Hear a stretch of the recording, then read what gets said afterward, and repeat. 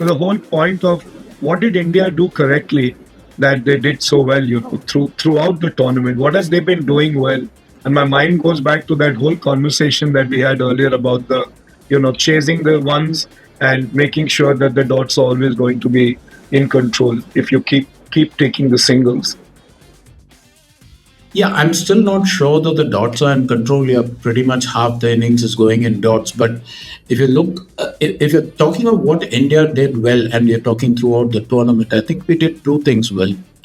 Our spinners bowl better than pretty much any of the opposition lineups, and we also scored better against spin than any of the other teams. So on tracks where spin was going to always play an inordinate role, we batted better against spin and we bowled spin better. So, yeah, I mean, if you look at that statistic, it's such a telling stat. You've got on your average, you're about 8 runs per wicket more than the next best team, which is New Zealand. That's phenomenal. I think the only place where we lagged a little bit was runs per over against spin, but even that was not a major draw.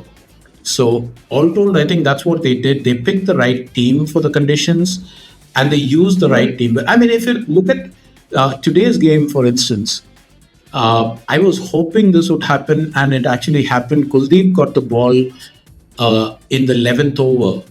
Normally, he gets the ball after 20. By then, the ball has gone soft. The seam has gone a little bit. That it's not prominent anymore, which means that he won't get one, the bounce that a hard ball will give you, and two, the grip that the seam will give you. This time, you gave him a new ball with a pronounced seam, a relatively new ball with a pronounced seam, and look what he did.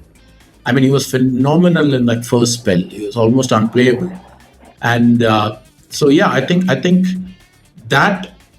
So again, if you look at the graphic, at the 20 over mark, there's nothing in it except for one extra wicket lost. But what is worth keeping in mind is when New Zealand loses an extra wicket, and that two wickets of the caliber of Rachin Ravindra and Kane Williamson, they don't have that quality of batting to follow. Yeah, sure, Tom Latham can bat, and so can Daryl Mitchell, and Glenn Phillips can hit the ball. John Bracewell, Mike Mitchell Bracewell can hit the ball. All of that, but they're not of the same caliber as, say, Shreyas Iyer coming in, followed by Akshar Patel, followed by KL Rahul, followed by Pandya, followed by Ravindra Jadeja. That's a different lineup altogether. So that extra wicket mattered.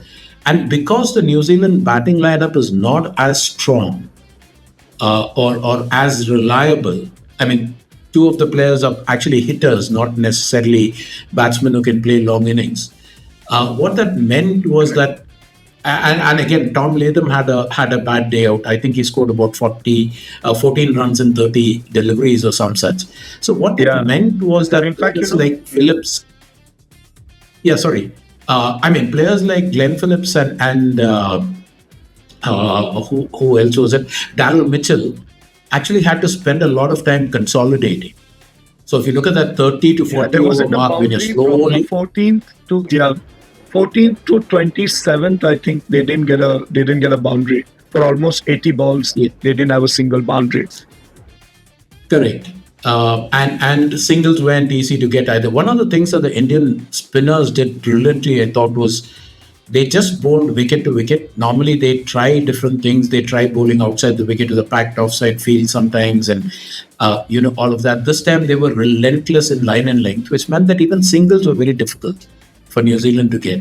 And Varun mentioned that in the interview after the match, he said that we knew that the ball was not turning much. We understood that from the start, and we decided we'll just bowl wicket to wicket, and that's where our best opportunity, would lie in getting wickets, and that's exactly what happened. Correct.